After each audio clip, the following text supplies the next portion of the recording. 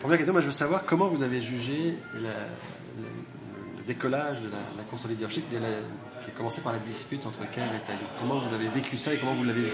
Bon, premièrement, c'était pas le décollage de la campagne parce que comprenons que la course, depuis que les 3 candidats étaient ressortis, ça a commencé au mois d'avril dans les faits. Mais ce que j'ai trouvé, c'est très de valeur. Mais c'était le décollage médiatique. C'est là que les médias se sont intéressés à la course au leadership de la VQ. Oui. Le premier événement a été le nombre de signatures que j'ai rapporté. Il y a eu un tapage médiatique pour la première personne qui avait accumulé les 1000 signatures et plus. Et après est arrivé cet événement-là. Je trouve ça très de valeur. Vous avez sûrement dû remarquer que je me suis reculé de quelques pieds pour laisser la chicane se faire en premier plan parce que c'était très dommageable.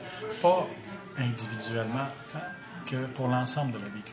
C'était dommageable pour l'ensemble de la VQ, mais est-ce qu'eux n'en ont pas profité pour aller chercher une certaine visibilité à travers la dispute? C'est pas le genre de visibilité que moi j'aimerais avoir dans ma vie. C'est pas le genre de visibilité que le parti a besoin. En tant que personnel, on vient justement là-dessus. Claude Roy en a fait quelques-unes, notamment à votre rencontre dans le document qu'il a produit et qu'il a diffusé sur notre site web le 16 septembre dernier. Il y a 2 points, moi j'aimerais juste qu'on revienne sur Claude Roy, pas tant par rapport à... Vous pouvez y répondre si vous voulez par rapport aux attaques qu'il a fait sur vous, mais pas tant forcément par rapport à ça. Plus à savoir, il y a 2 choses qu'il dit là-dedans. Il dit que la DQ s'était montréalisée, et il dit en fait que le chef imposait le silence aux jeunes députés. Vous, votre perception de ça, par rapport au silence, moi je trouve qu'il aurait dû effectivement y avoir une place plus grande pour faire apprendre l'ensemble des adéquistes. Il paraissait, même si on aurait pu avoir une belle noce qui aurait duré 3 mois, 4 mois, 5 mois, 6 mois, et qui aurait permis que si nos jeunes peuvent aller, ou les nouveaux députés puissent aller devant au front, parler des dossiers, tout le monde aurait été formé, se serait formé plus rapidement, aurait été plus meilleur pour porter les messages de la DQ. La montréalisation, là, je suis moins sûr. Pourquoi? Parce qu'on est avant tout un parti du Québec.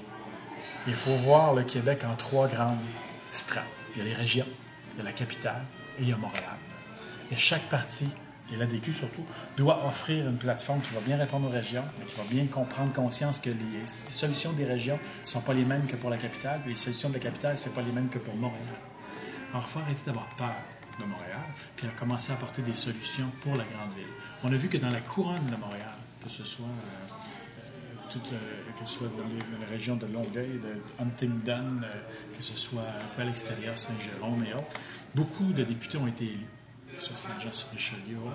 Alors, il y a une opportunité pour la DQ de percer, mais c'est utopique de penser qu'on va pouvoir prendre le pouvoir un jour si on ne perce pas à Montréal.